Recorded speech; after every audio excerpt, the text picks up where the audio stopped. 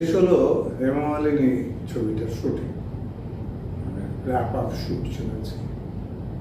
একটা ইন্টারেস্টিং ছবি করেছে পারমিতা উমসি, কারণ এটা একটা গল্প যে একটি মেয়ে যে নিজেকে হেমা মালিনী মনে করে।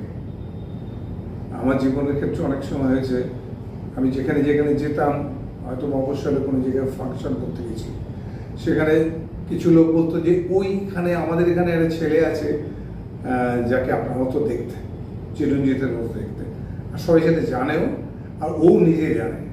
আমি বলে সে কোথায়? বলে না, সে এখন এখানে ফাংশনে আসেনি, তো তার দেখা হয়নি আমার হয়তো। আবার কোনো জায়গায় আমি দেখতেও পেয়েছি, এরকম কয়েক হাজার চিরঞ্জিত বোধহয় পশ্চিমবাংলায় ছড়িয়ে আছে বাবাই।